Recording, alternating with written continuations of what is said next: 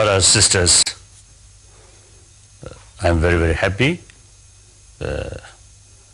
to find an opportunity to talk with you about, I think about happiness, mental happiness. Of course, I always believe the very purpose of our life is happiness. Now there are two kinds of happiness.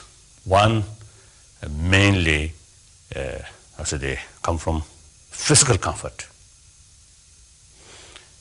Another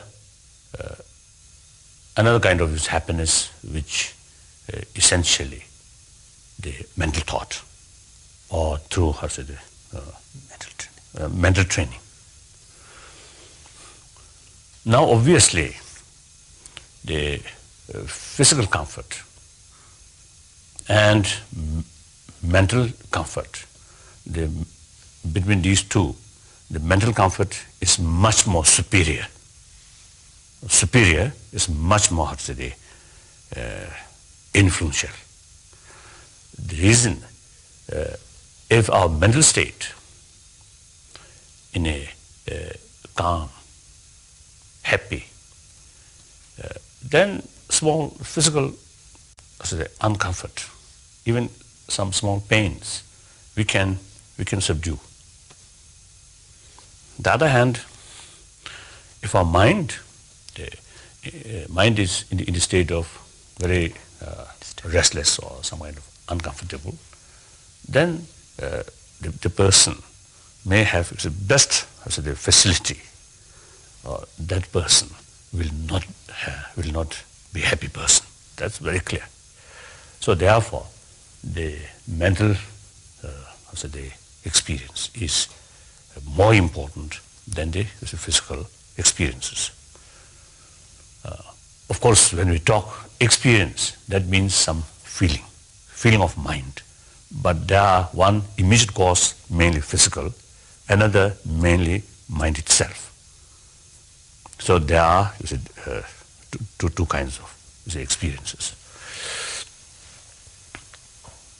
Now, since mental experiences is something very important, then it automatically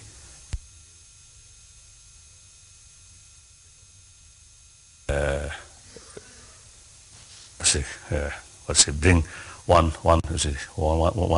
subject, whether we can train or whether we can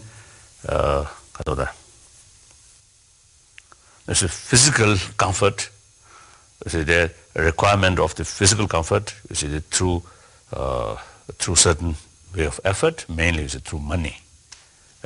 We can acquire the facilities. Now the mental side, whether since the mental experience is something important, then it's automatically bring one I don't know how to say. It bring one curiosity. No, I think curiosity or something.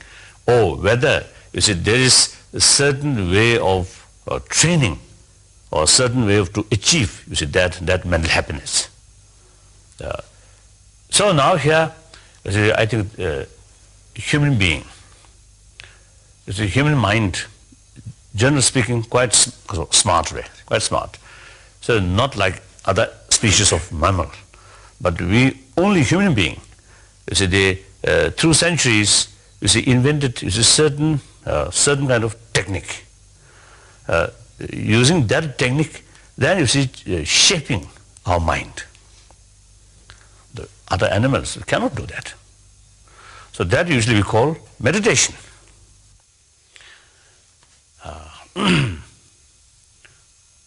Now here is a meditation. Generally speaking, there are two types of meditation. One, analytical meditation. That is mainly utilize reasons. Another kind of meditation is simply, our mind remain put in a certain point without change or without investigation, simply single-pointedness. The both cases, the main purpose is our mind come to draw the point where we want, to reach.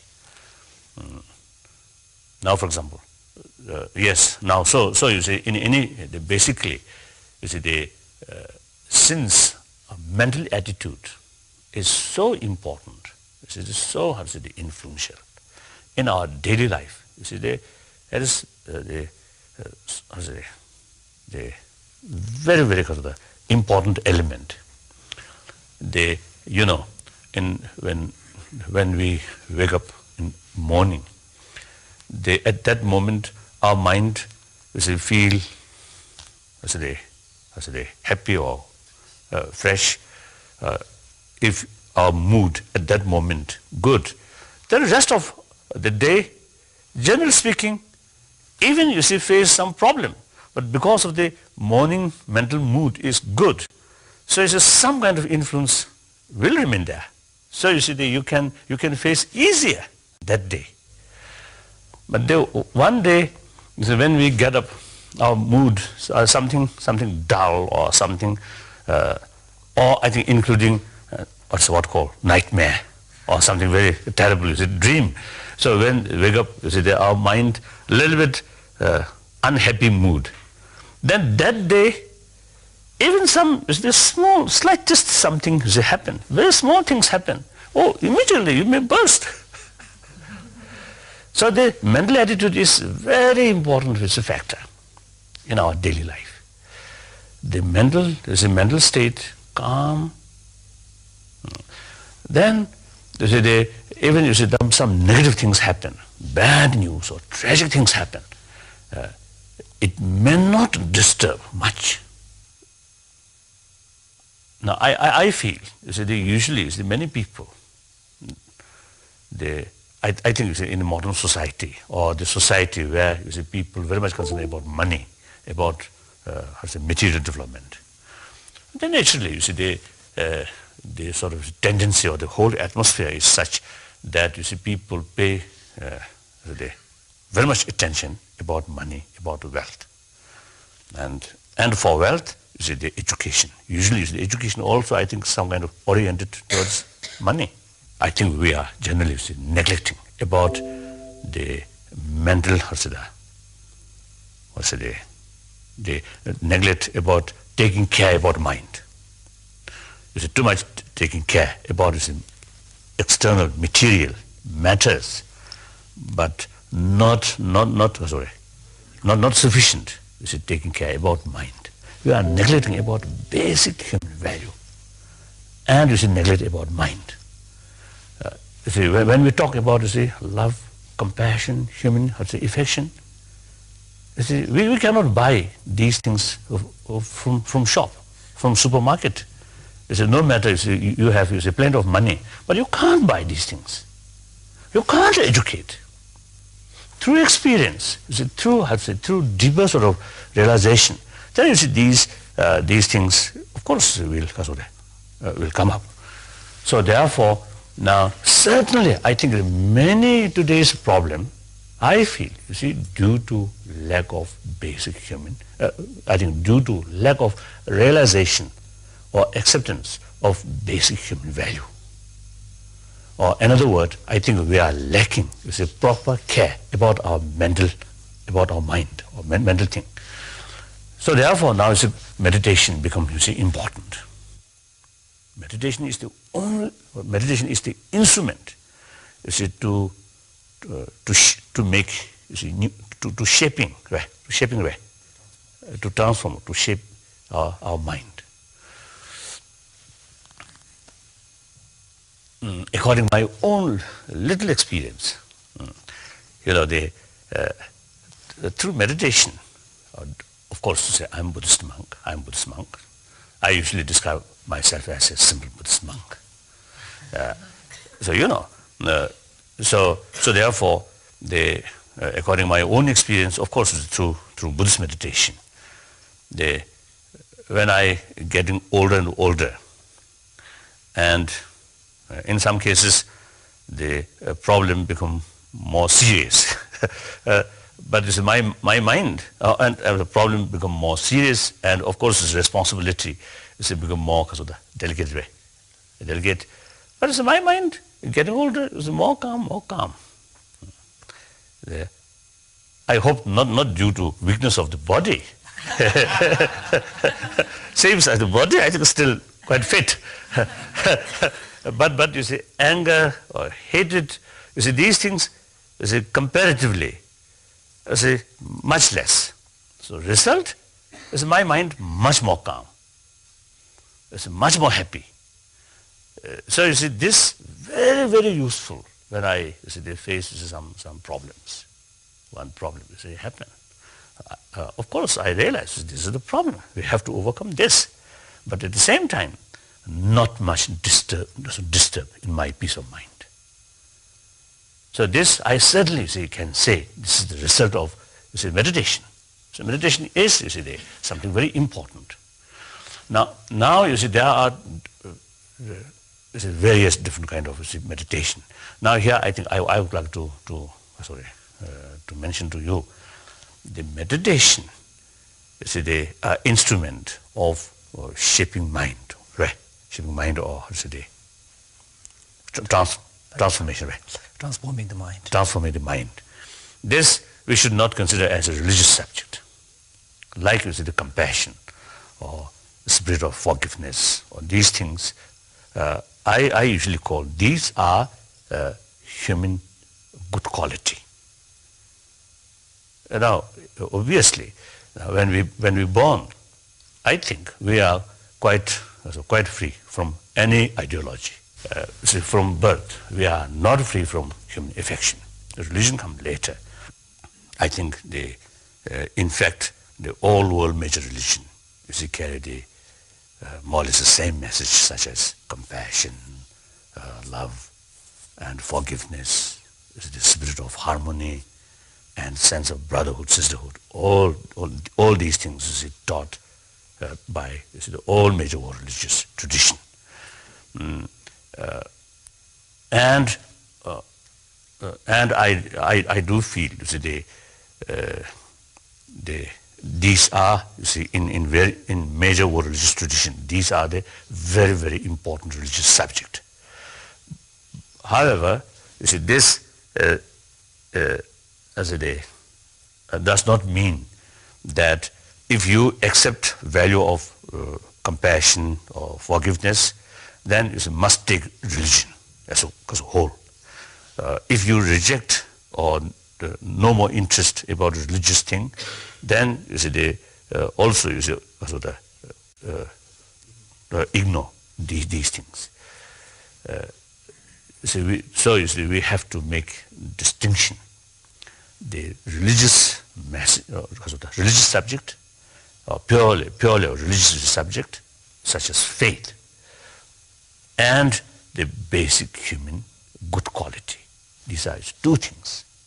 So you see, to me, I feel the all major religions simply is strengthening the basic human good quality, nothing else. Without these basic human good quality from birth, if these are not there, the religion cannot work.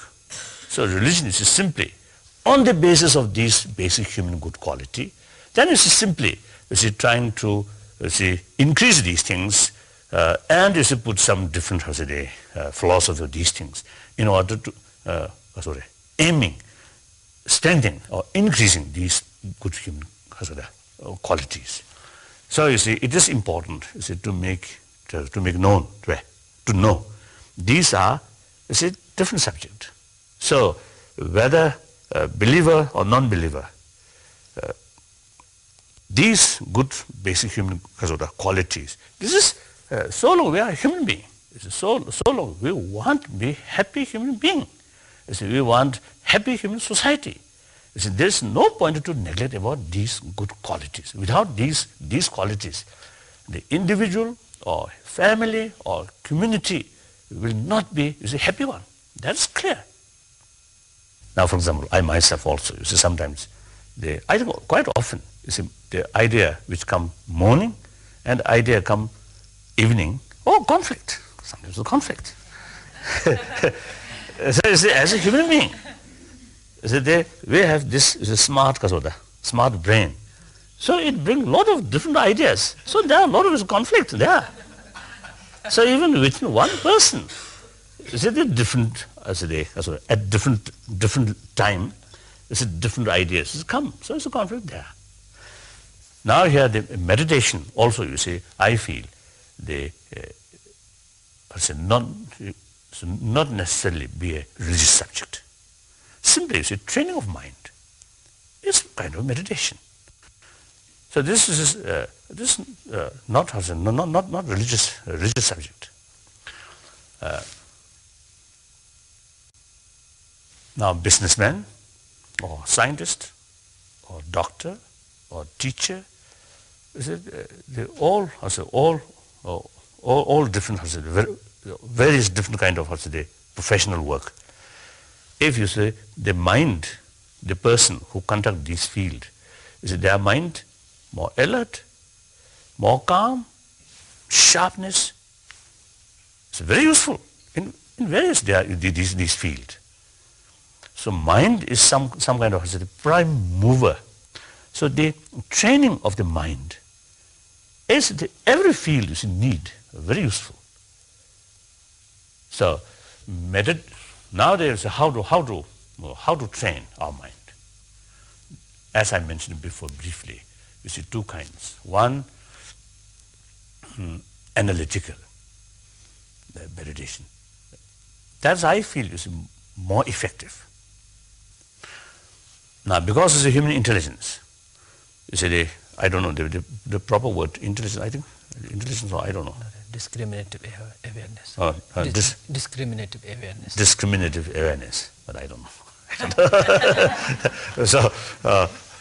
So you know, my English, my vocabulary is very poor, and the understanding about the meaning very limited. So sometimes I may use wrong term. You know, the human intelligence or human discriminative awareness. That's, I think, a very healthy one. I think that's one of the healthiest, I think, point in human mind.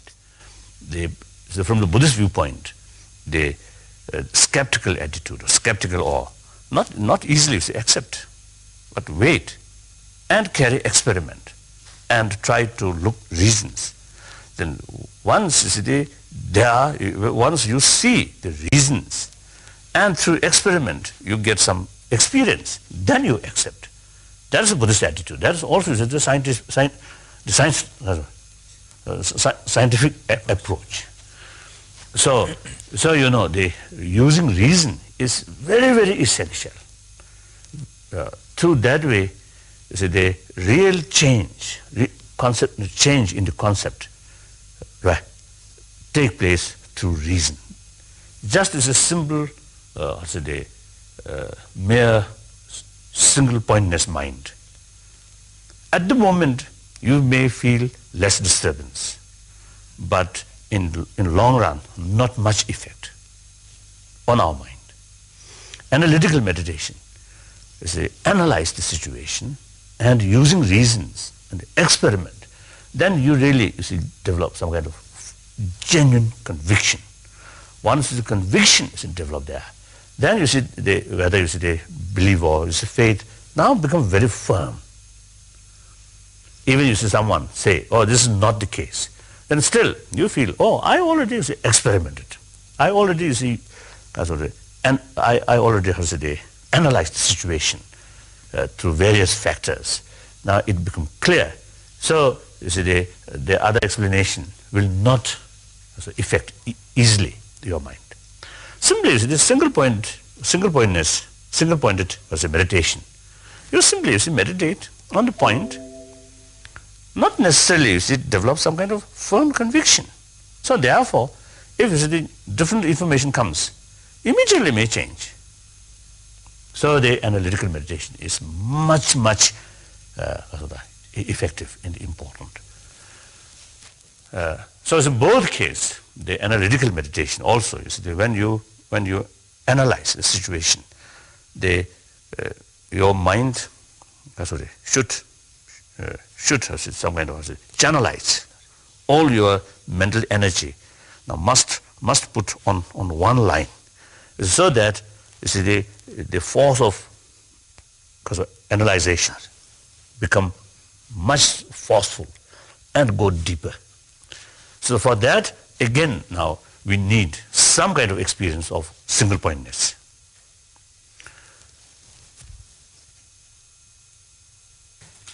So I think in both cases, perhaps, although I think analytical meditation, usually you see because I would say, the academic world, of course, this is very much also using. Perhaps here, you see, if we put some effort, or if you have some experience about single pointedness meditation, it enhances. It enhances.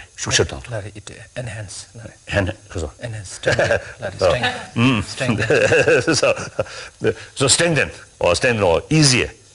I think make better quality about analytical meditation. So now let us also think about the single pointedness of mind. Here usually you see of course the best place, less noise, noise of aeroplane, the noise of motor car or trucks or these things, and especially what called that I think very disturbance. So without these things, and also the wind or the waterfall, that also is not good. But in any way, wherever we live, we have to utilize our own place in more effective way. So the best thing is early morning, including a truck driver sleeping. So we get up early morning, and then you say that's I think it's the best period, even in the city. Comparatively, it's less noise. And I think most important is our mind fresh. So you see, the mental training means shaping our mind. The shaping our mind through mind itself, not external means. So the mind must be very fresh, and no feeling of tiredness. Very fresh, fully alert. That's the if you utilize that kind of mental state, then it can work. It can work more satisfactorily. Late evening, our mind a little bit dull, a little bit feel of tiredness, and even you wish to do something, the mind like tired animal, we cannot use properly. So therefore it's the early morning. Then I think the simple one for beginner, just try to withdraw. Although the mind is within our body, not external.